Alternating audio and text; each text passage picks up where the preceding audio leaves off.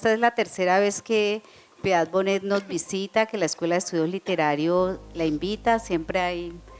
Piedad llegó ahora y creía que había otra actividad. Cuando yo dijo, no, es que no, todavía hay otra actividad, yo le dije, no, ya las personas han venido a escucharte. Y pues agradecer mucho y reconocer, porque siempre que invitamos a Piedad Bonet, ella de una dice sí. Entonces te agradezco pues por esa generosidad y el entusiasmo, ¿no?, de venir aquí a la Universidad del Valle. Piedad Bonet es una poeta, novelista, dramaturga y crítica literaria colombiana. Es licenciada en Filosofía y Letras de la Universidad de los Andes y tiene una maestría en Teoría del Arte, la Arquitectura y el Diseño en la Universidad Nacional de Colombia. Además de su profesión como escritora, se ha desempeñado en la docencia en la Universidad de los Andes y en la Universidad de Medellín. Ha publicado 8 libros de poesía, obteniendo premios como el Premio Nacional de Poesía otorgado por Colcultura, el Premio Casa América de Poesía Americana, entre otros. Además, su obra poética ha sido traducida a varios idiomas. En 1992 recibió la beca Francisco de Paula Santander para un trabajo de dramaturgia. Ha escrito 6 obras de teatro, una de ellas puesta en escena por la Compañía Nacional de Artes y 5 por el Teatro Libre de Bogotá. Es autora de 6 novelas publicadas por la editorial Alfaguara. El libro autobiográfico Lo que no tiene nombre, publicado en el 2013, fue seleccionado por Babelia, El País de España, entre los 100 mejores libros de los últimos 25 años, así como ha sido traducido a múltiples idiomas. Es una escritora comprometida con la literatura y cuya obra está enriquecida por temáticas variables, por lo que es posible acercarse a ella desde distintas miradas. A ver, Piedad, vamos a empezar esta conversa. Pues Mary y yo nos vamos a turnar. Yo te voy a hacer un par de preguntas al principio, luego regresaré más despacio a tu poesía, pero ¿cómo definirías tú tu momento poético? O sea, ¿cómo te sitúas tú, digamos, como en una trayectoria poética? ¿Haces parte de una generación, de un movimiento? ¿Crees que tu poesía responde a ciertas características que se gestaron en el tiempo, que son de una determinada época? En ese nivel de cosas, ¿cómo te ves? Bueno, muy buenas tardes a todos. Gracias a Mary por invitarme, gracias Carmiña también por estar aquí. Carmiña siempre me acompaña, también Mary ha estudiado mucho mi obra, muchas gracias. A ver, yo pienso que después de las vanguardias, o sea, en Colombia, después de la generación de Mito, lo que empieza a ver son voces individuales. O sea, se acaba esto de las escuelas, ¿sí? Habíamos tenido pues piedracielistas, varios movimientos de diversa índole, muy influidos también por los europeos, pero yo pienso que nos liberamos de esa carga terrible como de estar inscritos en alguna tendencia o en alguna escuela. O sea, yo solo puedo hablar de mi trayectoria como una cosa muy individual que le debe mucho a muchos escritores latinoamericanos. Yo entro a la universidad a finales de los 60, principios de los 70, me toca una época muy interesante, muy convulsionada desde el punto de vista estudiantil. Me toca la primera y última, creo, huelga que hubo en la Universidad de los Andes. Estudié al lado de gente muy interesante como Laura Restrepo, Patricia Lara, esos fueron mis compañeros que iban adelante que yo, Ricardo Camacho, que fue después el director del Teatro Libre, con el que yo he trabajado toda la vida, trabajé haciendo dramaturgia y tuvimos excelentes maestros. Y entonces yo diría que un poeta se va haciendo en relación con dos cosas, con las lecturas que lo van influyendo y con su propia historia de vida, digámoslo así. Yo creo que un poeta escribe de acuerdo a su momento vital. Digamos que a los 20 está escribiendo una cosa, a los 40 está escribiendo otra, a los 60, por supuesto, la voz ha cambiado, ¿sí?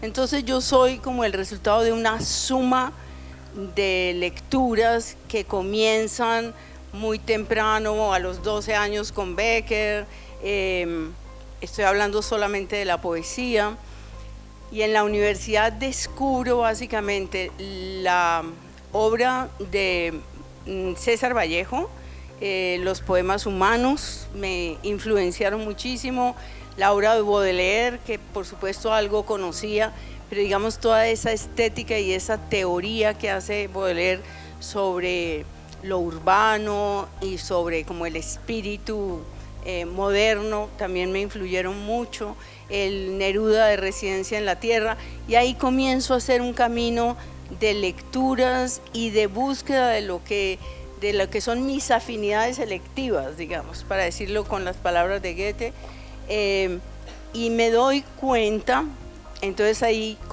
contesto un poco más concretamente. Cuando yo era una adolescente estaba muy fascinada con los nadaístas, porque me parecían contestatarios, que estaban haciendo una ruptura, etcétera.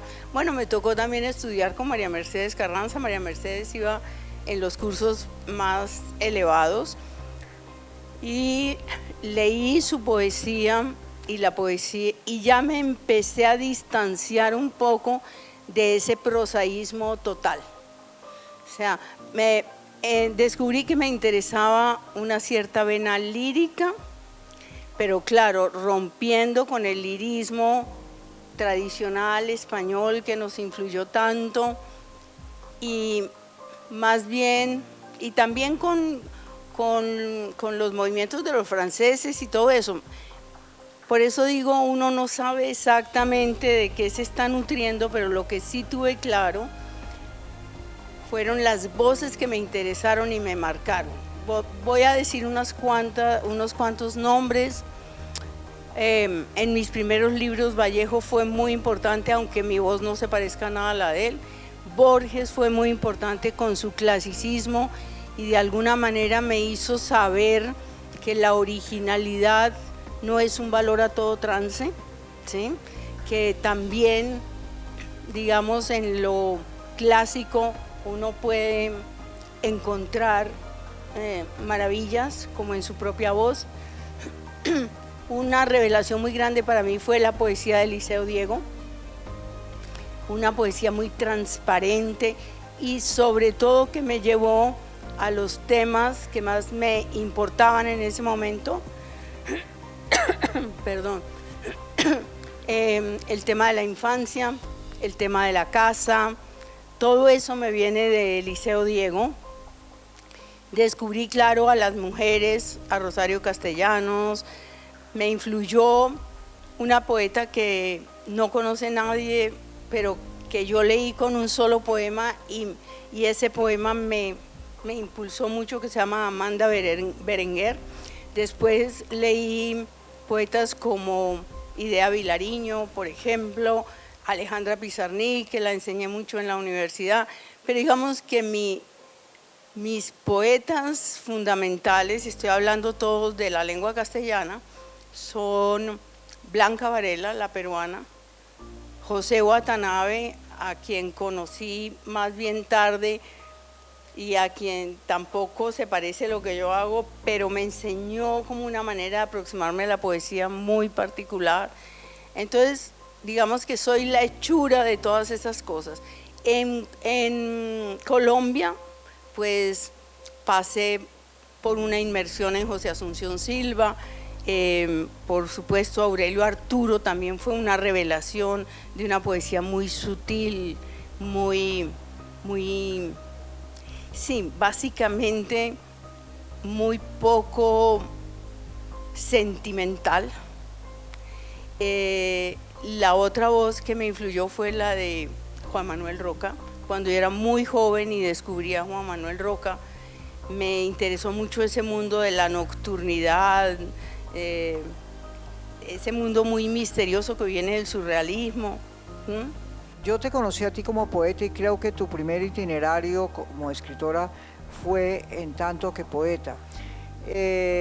Yo te pregunto, a partir de tu expresión poética, de tu trabajo poético, ¿qué te llevó a la necesidad de escribir novelas? ¿cómo hiciste cómo o por qué hiciste el tránsito de la poesía a la novela? Cuando yo decidí estudiar literatura, yo descubrí que yo quería ser escritora, tal vez muy temprano, a los 12, 13 años, pero la gran revelación me la dio Dostoyevsky. Yo tendría unos 15 años, he contado esto, si alguien ya lo oyó me perdona, porque fue como una especie de epifanía muy importante. Yo estaba en la pequeña biblioteca de mi casa, de mi padre, venía de un internado, también ustedes algunos sabrán que me mandaron allá castigada, ¿sí? Y era una niña muy, que me sentía incómoda en el mundo de alguna manera, ¿no? Y me sentía diferente. Pero ya amaba los libros, los amé desde muy chiquita porque mi mamá y mi papá me iniciaron en la lectura, ¿sí? Bueno, entonces yo estaba leyendo a Dostoyevsky y estaba muy embelesada leyendo Crimen y Castigo.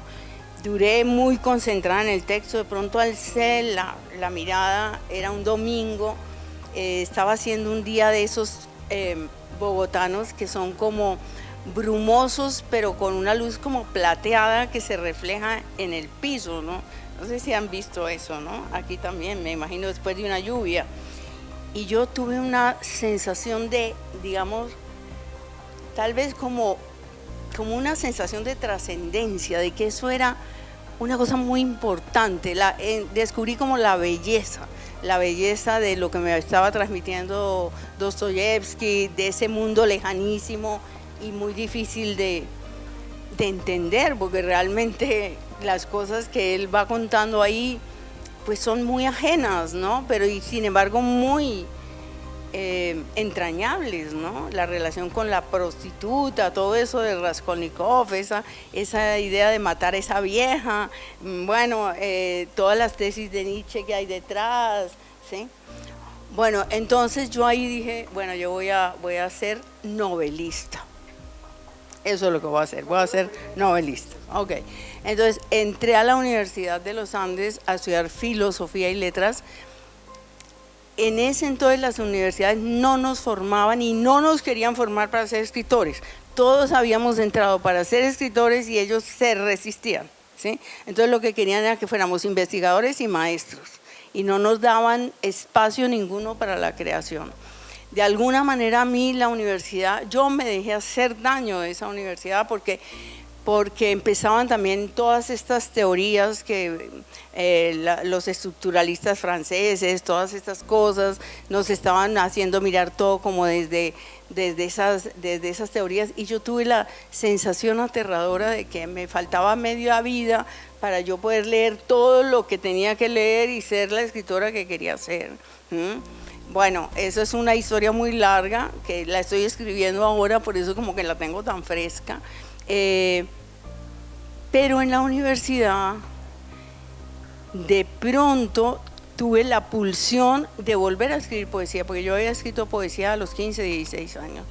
Y a raíz del movimiento, digamos, del movimiento político que había en la universidad, impulsada como por ese romanticismo que teníamos en ese momento, me acuerdo que escribí un poema sobre la matanza de las bananeras y ahí descubrí que se me daba el lenguaje de la poesía, ¿sí? Cuando salí de la universidad intenté escribir una novela, que es la que fue 20 años después, o 30, después de todo. Y fracasé. Y me di cuenta, como dijo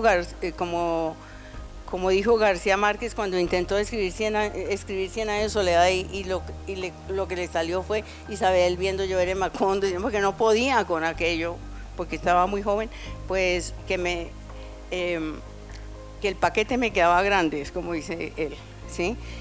Y fue una frustración muy grande, pero la poesía tiene la ventaja de que nace de la desventura y de la incomodidad y de Sí, yo me casé cuando estaba en la universidad, tuve una niñita, salí de la universidad, estaba trabajando, la vida me era difícil y no veía la salida para lo que yo había soñado siempre, que era sentarme a escribir, ¿sí? Entonces la poesía fue saliendo de esa inconformidad y me enamoré del lenguaje de la poesía y descubrí que yo tengo, porque yo creo que los poetas tenemos una mente particular, que es una mente asociativa, que es un pensamiento simbólico, un pensamiento analógico, una capacidad que dicen a veces mofándose de nosotros, como por ejemplo Milán Kundera, que nacen de las mentes de una mente infantil eterna, ¿sí? que tiene la capacidad, sí, de esa que tienen los niños, ¿no? De pintar el sol azul y que no les importa, y que la profesora le diga no, es amarillo, ¿no?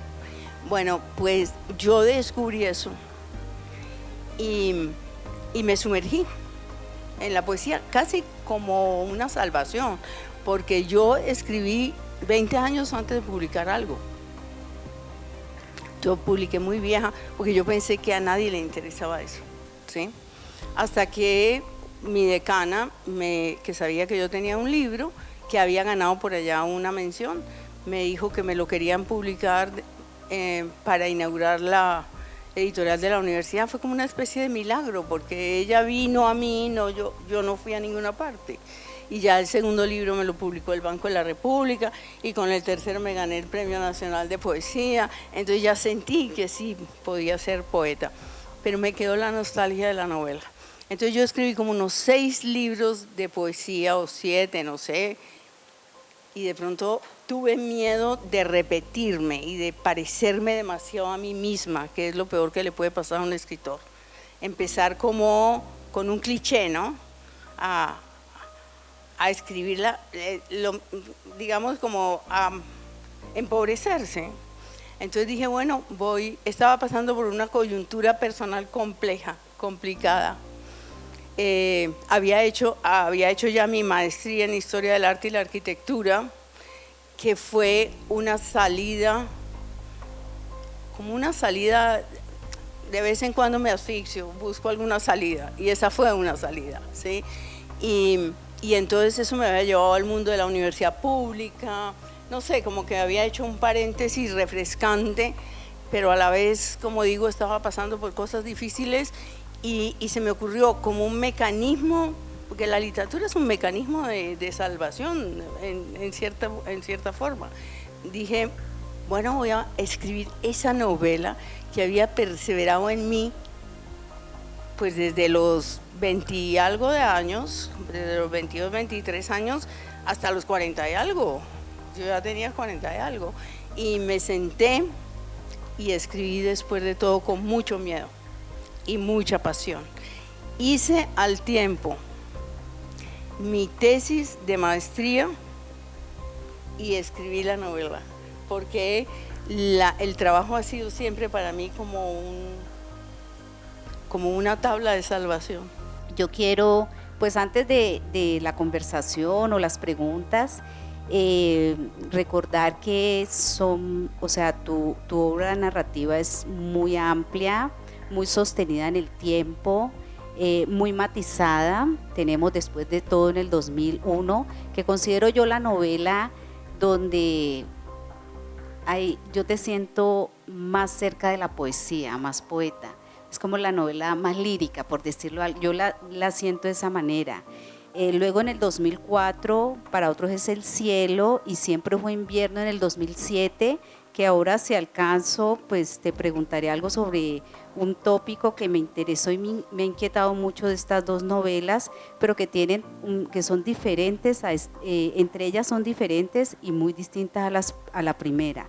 El prestigio de la belleza, que es una novela de formación de una niña en primera persona que nos habla de cómo fue pues la escuela, sus padres, su familia, sus pueblos. Entonces es una novela de formación que me parece muy interesante también.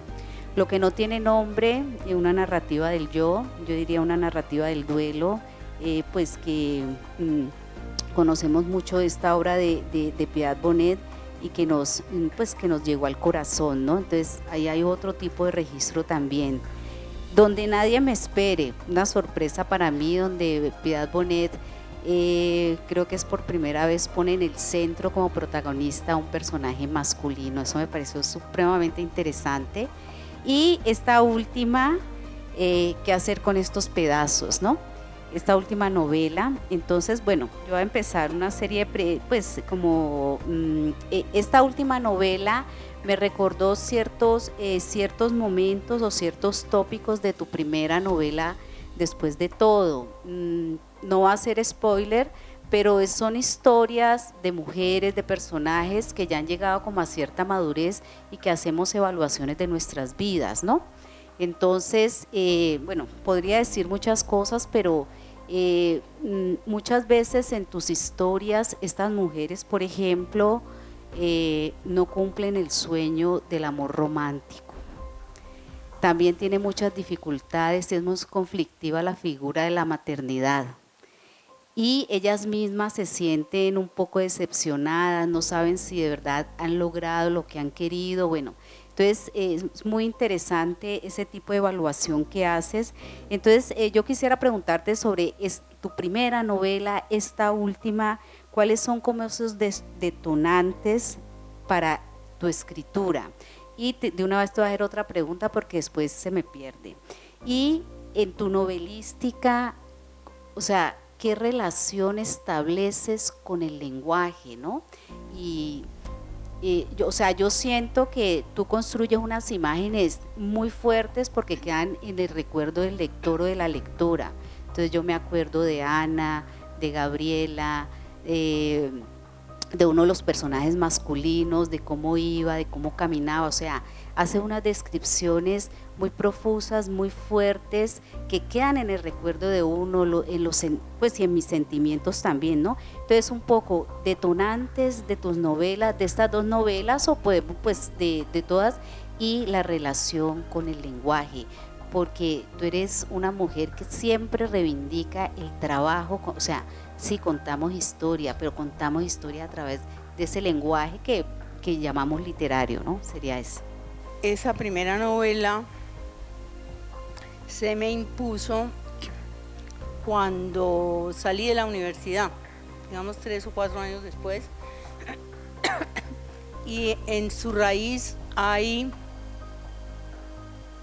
2 novelas que son Reflejos en un ojo dorado de Carson McCullers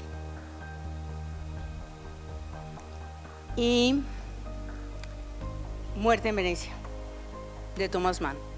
Entonces, lo que me interesó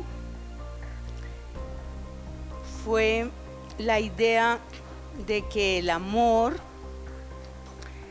puede tener objetos muy distintos. La primera novela, por ejemplo, de Carson McCullers, hay un amor homosexual entre un hombre que es sordomudo y un hombre muy sofisticado, ¿sí? La relación entre la empleada del servicio negra y la chica que se la pasa metida en la cocina, ¿sí? Y como unas atracciones que a veces son amor, ¿sí? Pero no nada convencionales. En Reflejos en un ojo dorado, ahí el tema de la homosexualidad está latente, ¿sí? Y digamos las dificultades también en las relaciones humanas. Entonces, ese tema me quedó a mí sonando y además, bueno, luego el profesor universitario muy mayor en Muerte en Venecia, que se enamora de Tazio, el chico que está de vacaciones en Venecia y que es un efebo precioso de 18 años, y el juego de la seducción y en realidad es la búsqueda de la belleza y la pérdida de la belleza, porque llega la vejez, el deterioro, etc. O sea que no son tratamientos tradicionales de la homosexualidad. Entonces yo quería escribir, porque además, como yo dicté mucho tiempo Shakespeare, se hablaba mucho de la relación entre Southampton, que era su mentor con Shakespeare, que era un joven escritor. Entonces yo tenía esa idea en la cabeza de hacer una novela sobre la relación entre una mujer mayor y una chica joven, un enamoramiento. Pero en mi novela yo le di un viraje a esa. Bueno, esa fue la novela que no pude escribir a los 28 años o a los 26 o lo que sea. Y de pronto se me reveló un tema que ha sido tal vez como una constante y que tal vez fue lo que tú miraste ahí, que es una mujer atrapada en una circunstancia. Entonces es una mujer, yo sí voy a hacer spoiler. Entonces es una mujer de 46 años que está muy aburrida con un marido y se va a separar, y en ese momento al marido le da una hemiplegia y ella no logra irse porque, digamos, éticamente no puede abandonarlo. Entonces trae a una chica que es una auxiliar para que le ayude, primero como con unas fichas que tiene que hacer, no sé qué, ella es dueña de una galería, ¿sí? Y para que le ayude a cuidar al marido. Y la tiene ahí como interna, ¿no? Es una chica pobre, una estudiante universitaria pobre, ¿sí? Y ahí comienza, se sintieron identificados, pero en algún momento dejarán de serlo. Bueno, entonces empieza un juego de seducción perversa por parte de la chica, ¿sí? Y bueno, digamos que esa fue mi primera novela. El lenguaje. Tú dices la novela más poética. Bueno, más falsamente poética.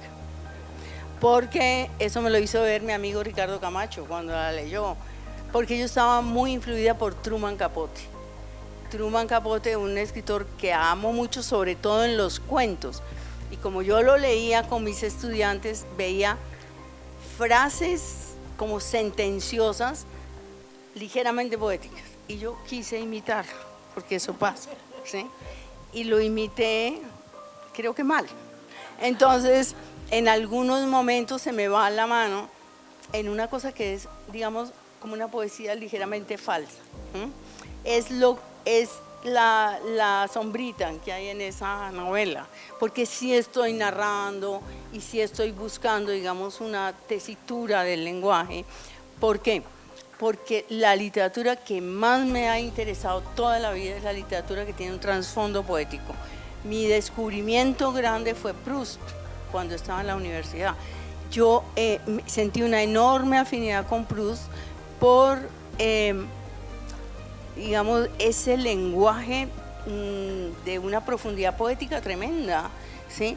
Y además de un abordamiento psicológico que no es la psicología de las novelas del siglo XIX, sino una mirada muy distinta.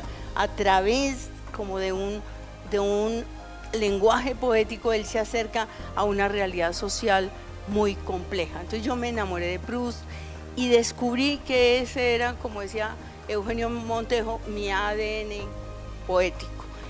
Después descubrí a Isaac Dinesen en Lejos de África, una novela también muy sofisticada, y ahí tengo una lista enorme de escritores que me fueron impactando desde ese punto de vista del lenguaje. Por ejemplo, Bohumil Hrabal, el checo, que me leí todas sus novelas cuando descubrí la primera, que me la leí 2 veces en la misma noche porque no podía creerlo, ¿sí? Que se llama Trenes rigurosamente vigilados, pero que no es la mejor.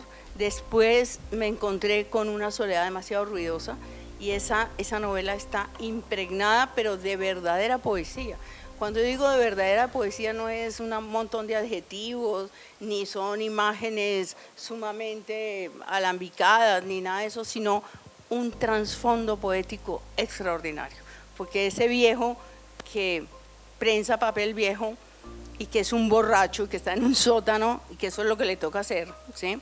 Y que va llevándose libros de los que tiran arriba para prensar, se los va llevando para la casa y los va poniendo en un dintel encima de la cama que dice que algún día lo va a matar, ¿sí?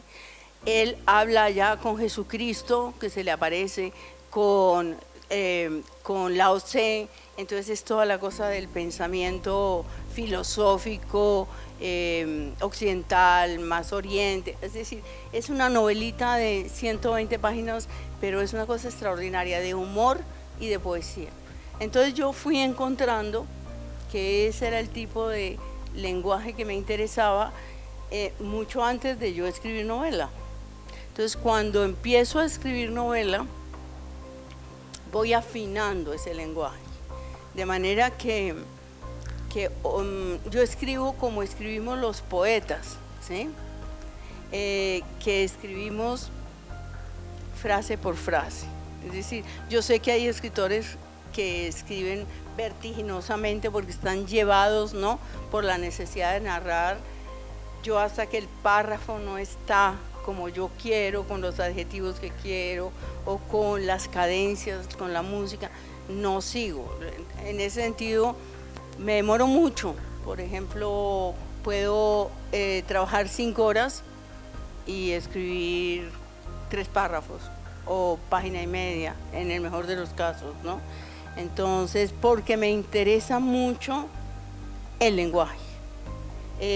Disfruto a veces, por ejemplo, una escritora como Annie Ernaux, que es una escritora sin estilo, podríamos decir. Es una escritora que simplemente narra. Poesía en ella no hay de ninguna índole. Lo interesante es el mundo que recrea con esa crudeza, ¿no? Y con esa osadía, porque es que ella se está lanzando al agua y se está entregando a los lectores, ¿no? Pero no es la literatura que más disfruto. Disfruto, por ejemplo, John Banville en una novela como El mar. Disfruto mucho a Vivian Gornick en todos sus libros, porque es de una poesía extraordinaria. Entonces, digamos que es el tipo de literatura que me interesa hacer. Me gustaría, porque lo estábamos hablando hoy por la tarde, esas protagonistas mujeres que no logran el amor romántico, como insistir en ese aspecto. Y también 2 novelas, las de 2004-2007, para otros es El cielo, Siempre fue invierno. Pues como a mí me interesa tanto pues ser lectora y qué pasa cuando pues leemos, fue unas novelas pues que leí cuando pues en esos años que tú lo publicaste, pero lo guardé.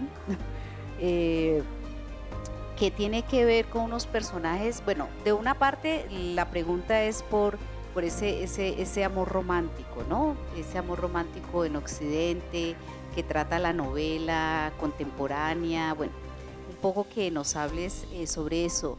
Pero yo descubrí unos personajes masculinos en estas 2 novelas, algo que un psicólogo español, Luis Bobino Méndez, denomina los micromachismos.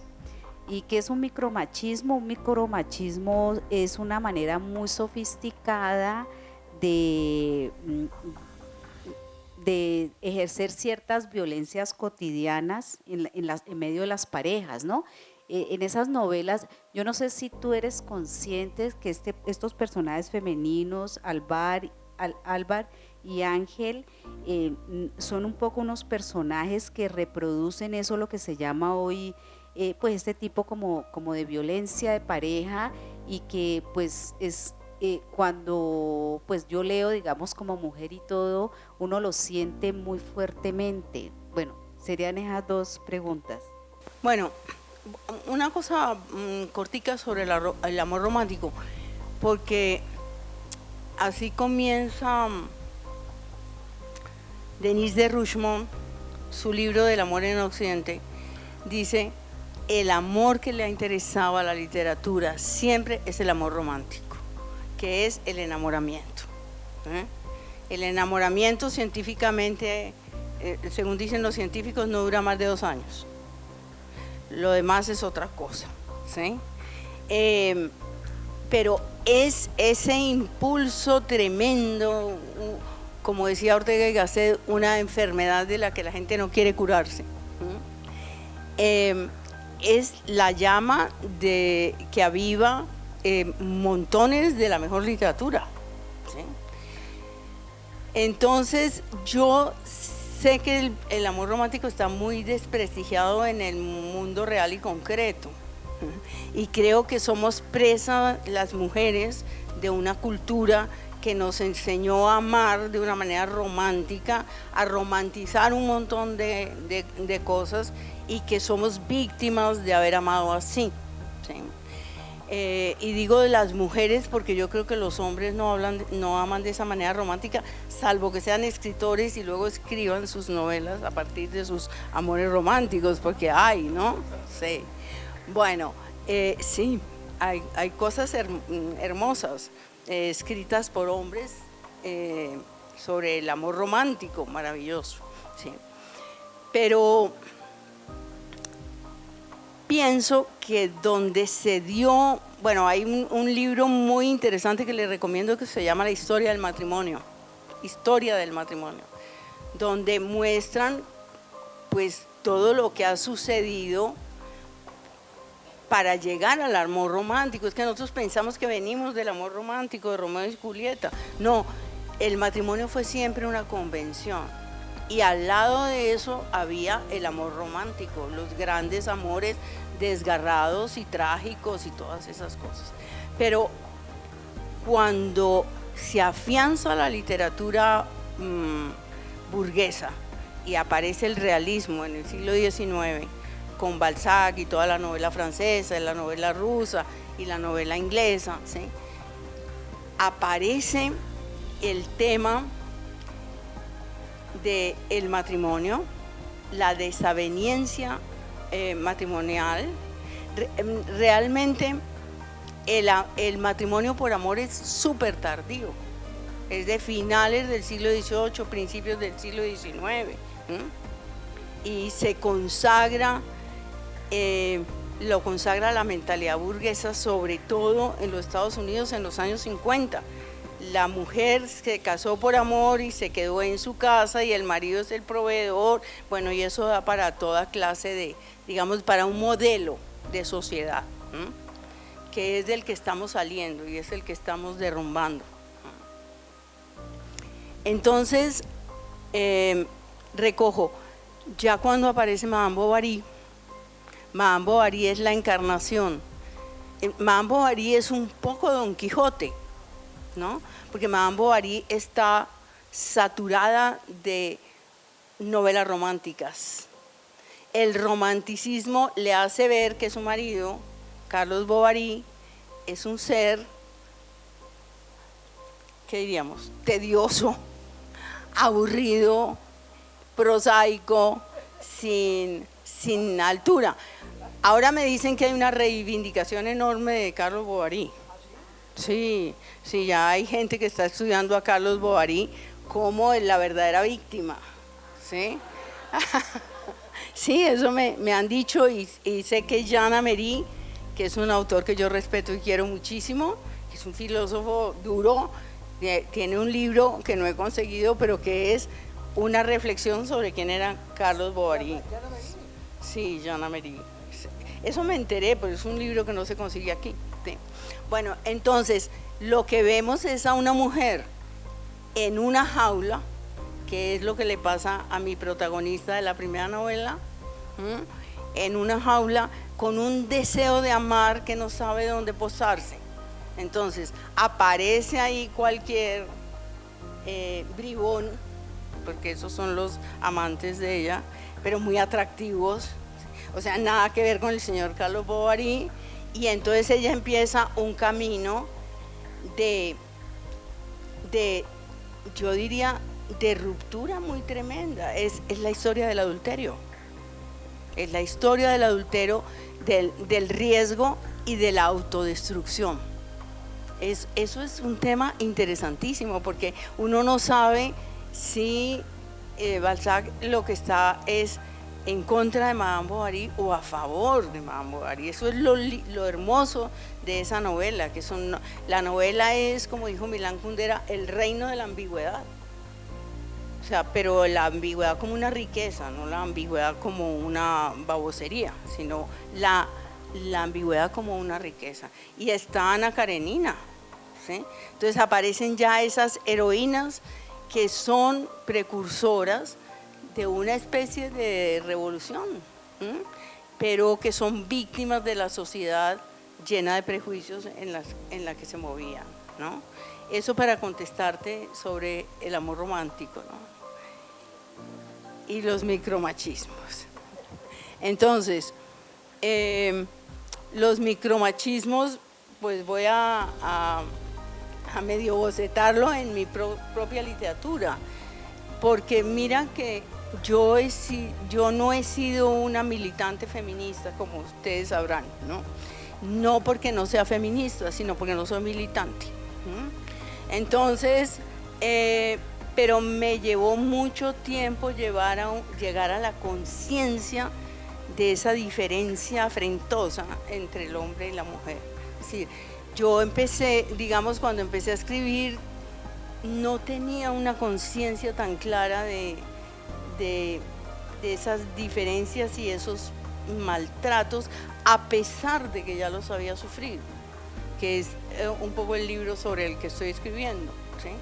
Que son maltratos que son absolutamente cotidianos, que es, por ejemplo, voy a poner los ejemplos más prosaicos, llegar al taller del mecánico, ¿cierto?, a llevar el carro, y si uno va con un hombre, el señor no le va a hablar sino al hombre.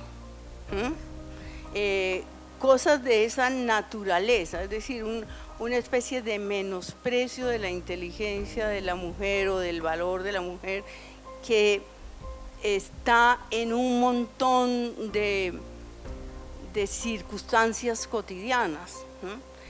Entonces, mis primeras novelas, si contienen eso, no es de manera deliberada, ¿sí? Voy adquiriendo, digamos, esa conciencia poco a poco, y ya cuando está completamente, digamos, podría decirse, eso ha hecho como, se ha ido densificando, entonces escribo ese libro que es ¿Qué hacer con esos pedazos?, que recoge de alguna manera muy explícitamente el tema del… Esa novela es esa novela me ocurrió que yo la quería escribir sobre 2 o 3 cosas y se me fue llenando de temas, lo que llamamos los profesores de literatura temas. Entonces está el tema de la vejez de los padres, del envejecimiento que empieza a tener la protagonista, es una reflexión sobre el matrimonio tal y como está concebido en estas sociedades, la maternidad, que ya estaba en la primera novela, como tú dices, y fue apareciendo la figura o el tema del micromachismo, ¿no? Que el micromachismo o los mini maltratos, podríamos llamarlo así, pues son esa cosa de la que las mujeres no nos liberamos tan fácil, porque estamos absolutamente concientizados de las grandes violencias todo el tiempo. Pues ya en esta sociedad se está denunciando el feminicidio, el maltrato físico, pero cuando esas violencias no son tan grandes, la posibilidad es la de naturalizarlas. Y bueno, la hija que estaba leyendo un libro que se llama El marido, de una escritora por allá, no sé, como de Eslovaquia, con un nombre rarísimo, se llama El marido o Mi marido, no sé. Son cuentos y ahí uno lo ve muy claro todo ese tema. O sea, eso es un tema que está en este momento invadiendo la literatura femenina, ¿sí?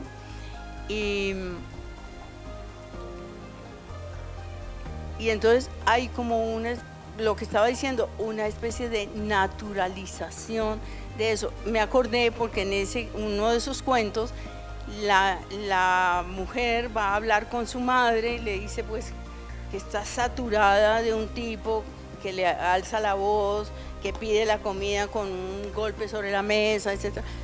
Pero mijita, pero ¿qué vas? O sea, en Eslovaquia, ¿qué importa? Son cosas menores, hay que aguantar esas cositas, porque lo demás, ¿sí? Entonces, digamos, ese tema me interesa mucho porque es un tema digamos que culturalmente va muy lento. El feminicidio se puede atacar con leyes, etcétera, etcétera. Lo otro es, digamos, la historia de las emociones y todo eso que en las sociedades madura de manera muy, muy, muy, muy lenta, ¿sí? Todo aquello de al Señor se le da el pedazo más grande de carne, eso ya todo eso todavía existe y existe muy, muy impresionantemente en digamos, la cultura obrera, ¿sí? En el campo está completamente naturalizado todo eso, ¿sí? Entonces yo creo que es importante empezar a hablar de esas cosas.